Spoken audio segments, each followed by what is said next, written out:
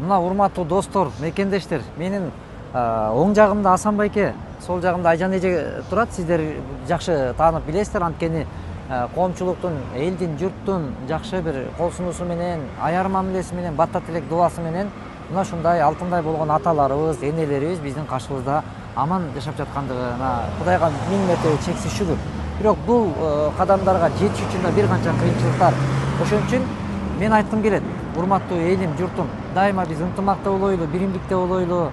Анан ушундай ооруп жаткан адамдарга кайдыгер болбой, кичине болсо да кол сунуп койсок, мына минтип тирүүчүлүктө түгөлдөшүп, бирибиз менен бирибиз жылуу мамиледе болуп жашашлыкка эмне жетсин. Ошон үчүн өлкөбүз өнүксүн, өссүн. Мына бүгүн биз азыр КТРКга кирип, ушул элдин саламаттыгы боюнча болгон көйгөйлүү, эң актуалдуу маселелерден болгон ушул боор оорусу боюнча талкуу болду. Бул талкууда биз мына бирге болдук. Бул боюнча Кудай буюрса биздин каналдардан көрөсүздөр. Ошон үчүн мындай бир ден соолукка дагы кайдыгер карабастан сиздерге да айтарым ушул: вакцинация алып, ошол ооруну алдын алганга аракет кылып, бир кандайдыр бир деңгээлде биз өзүбүздүн саламаттыгыбызга бир кам көрүү маданиятыбызды да жакшыртыш керек деген мен пикирди айткым келип турат. Анткени ар бирибиз өзүбүз үчүн кам көрбөсөк, бүгүн маселе кыйын экендиги көрсөтүп турат. Андыктан баарыңыздарга бекем ден соолук. Айжан эже, Асан байке, ден соолукта болуңуздар. Мындан кийин оорубаңыздар. Баардык бир туугандарыбызга амандык тилейбиз. Мен Аликулов Асан, Кыргыз Республикасынын жаранымын. Мен гепатит оорусунан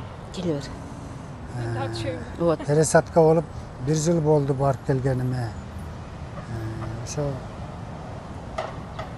бул оору негизи айкыз жаман оору да. Ошого азыр ооруп аткандарга кеңеш айтат элем. Өзүңөрдү жакшы карап, жакшы текшеринип, дарыланып, ушул оолошуп кетпегенге аракет кылгыла дейм да. Азамат Байматов жетектеген кайрымдуулук фондунун жардамы менен мына Аллага шүгүр барып келдик. Жакшы болду баары. Баары ойдогудай, баары көңүлдөгүдөй. Анан ал жерде барып алып, өзүнчө баргандарды деле көрдүк.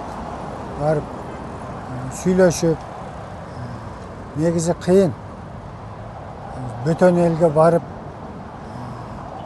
караныш, өзүбүздүн Кыргызстанда эле караныш кыйын. Фонд аркылуу баргандын жардамдары бүт жагынан болот. Больницадан болот, дарылардан болот, скидкалар 30%, жатаканадан болот.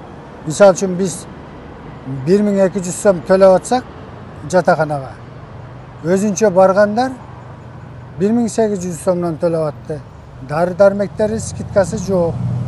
Врачтар деле скидка жок карайт. Жардамы жок да.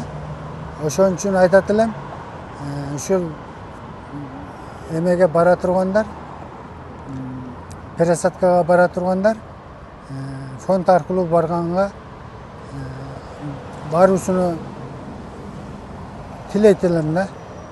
Өзүнчө барып, бөтөн элде кыйналып, ашыкча чыгым кылбай, өзү да кыйналбай жакшы барып келет. Өзүңүздүн бүгүнкү абалыңыз кандай? Өзүмдүн негизги абалым бүгүнкү күндө Аллага шүгүр. Туура эле. Мен Айжан Бекмурзаева болом.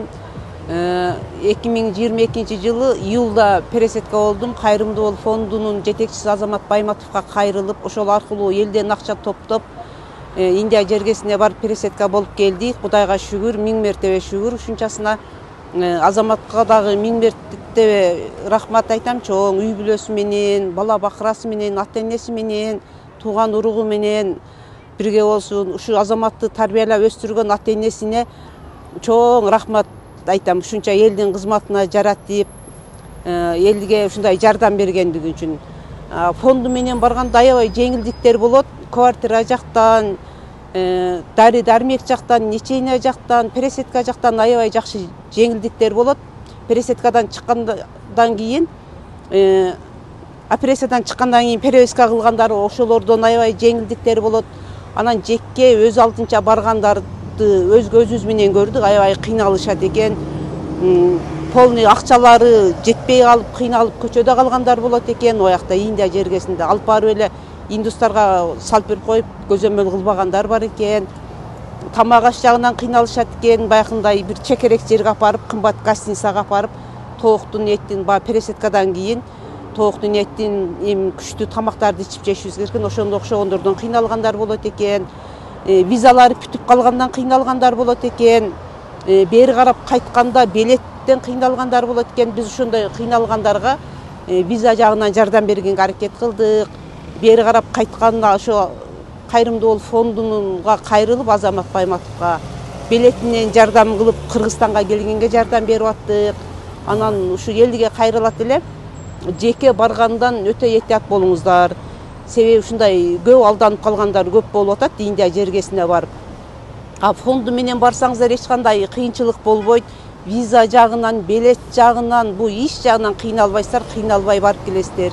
Биз Азаматка 1000 мерте рахмат айтып отурабыз. Ушунча жарыкчылыкты көрүп, ушунча элдер менен аралашып жүргөнүзгө чоңдон чоң рахмат айтам Азамат Байматовго.